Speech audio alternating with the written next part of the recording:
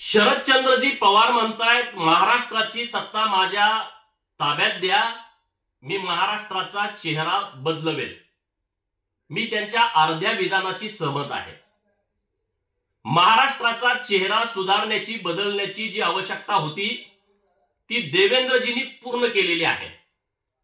पवारांच्यामुळे फक्त महाराष्ट्राच्या पुरोगामी चेहऱ्याला जातीयवादाचा कॅन्सर झालाय। 50-60 वर्ष पवारांच्या हातामध्ये महाराष्ट्राची सत्ता होती, त्यांनी फक्त आणि फक्त महाराष्ट्र लुटायचं काम केलंय। छत्रपती शिवाजी महाराजांनी जी महाराष्ट्राला, हिंदुस्थानाला जी तेजाची झळाळी दिली होती ती या एकट्या पवारांच्या मुळे हरवली आहे। छत्रपती शिवरायांना अपेक्षित असलेला महाराष्ट्र जो 18 पगड जातींचा, 12 बलुतेदारांचा, तो 50 वर्ष फक्त पवारांनी स्वतःची प्रायव्हेट लिमिटेड कंपनी म्हणून चालवला। Pawar and Pawar private limited company, आता पवार आणि सुळे प्रायव्हेट लिमिटेड कंपनी। जाती जातीमध्ये वाद लावायचा, जाती जातीमध्ये झुंजवत ठेवायचं आणि प्रस्थापितांची घरं भरायची। आणि म्हणून याला कंटाळून महाराष्ट्रातल्या लोकांनी 2014ला परिवर्तन केलं।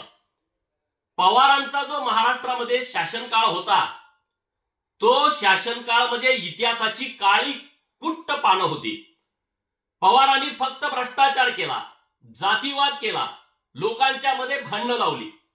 आता मला त्याला विनंती करायची आहे, तुम्ही निश्चिंत राहा, निवांत राहा, हरिनामाचा जप करा, म्हणजे तुमच्या डोक्यामध्ये पुण्य काम करण्याची इच्छा जागृत होईल।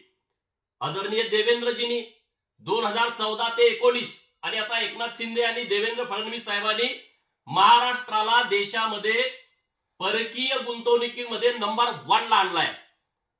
आज महाराष्ट्रातल्या युवकांच्या हाताला काम मिळतंय, वेगवेगळे उद्योग महाराष्ट्रामध्ये येत आहेत, महिलांचं सक्षमीकरण मोठ्या प्रमाणामध्ये होत आहे। आणि मग ही जी महाराष्ट्राची प्रगती सुरू आहे ती पवारांना कुठंतरी खुपते आहे। आज इतका आश्वासक चेहरा महाराष्ट्राला मिळाल्यानंतर तो बदलवून पवारांना महाराष्ट्रामध्ये जातीवाद निर्माण करायचा आहे का? पवारांना महाराष्ट्राला दुबळं करायचं आहे का? पवारांना या महाराष्ट्रामध्ये जाती जातीमध्ये झुंजवून महाराष्ट्राची जी व्यवस्था आहे ती डिस्टर्ब करायची आहे का? दलित, ओबीसी यांच्यावरती नव्यानं वाद अन्याय करण्याचा अध्याय घालायचा आहे का? हा माझा सवाल माननीय शरदचंद्रजी पवारांना आहे।